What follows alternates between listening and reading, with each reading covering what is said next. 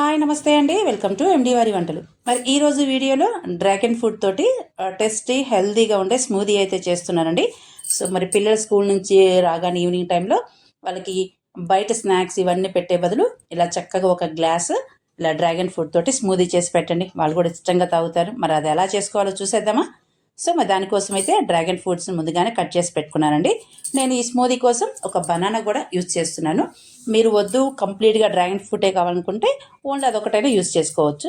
But banana add చేయడం వల్ల taste కూడా ఇంక్రీజ్ అవుతుంది, చాలా బాగుంటుంది, పిల్లలు కూడా ఇష్టంగా తాగుతారనమాట. సో మీరు కావాలంటే వైట్ కూడా యూజ్ చేయొచ్చండి, ఇందులో తెల్లది కూడా ఉంటుంది కదా.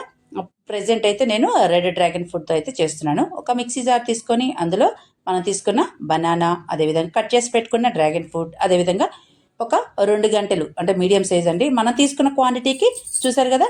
దీంతో 2 గరిటెలు అయితే నేను పెరుగు తీసుకుంటున్నాను.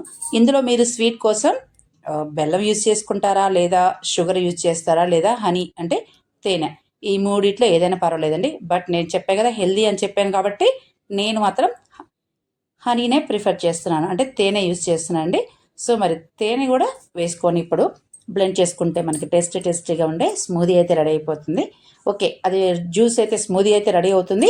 ఈ లోపల ఎవరైతే మా ఛానల్ కొత్తగా అయితే చూస్తున్నారో ప్లీజ్ సబ్స్క్రైబ్ చేసుకోవడం మాత్రం మర్చిపోకండి, సపోర్ట్ చేయండి. మీరు సపోర్ట్ చేస్తే నేను కొంచెం ఇలాంటివి అంటే మా పిల్లలకి చేస్తూ మీకు కూడా చూపిస్తున్నాను కదా, అంతేనండి. ఇంకా నేను మీకు నచ్చితే కనుక లైక్ చేయండి, షేర్ చేసుకోండి, సబ్స్క్రైబ్ చేసుకోవడం మాత్రం మర్చిపోకండి. ఐ హోప్ నా వీడియో మీకు నచ్చిందని అనుకుంటున్నాను. నా వీడియో కనుక మీకు నచ్చినట్లయితే మరొక రెసిపీతో మళ్ళీ కలుద్దాం. Bye bye.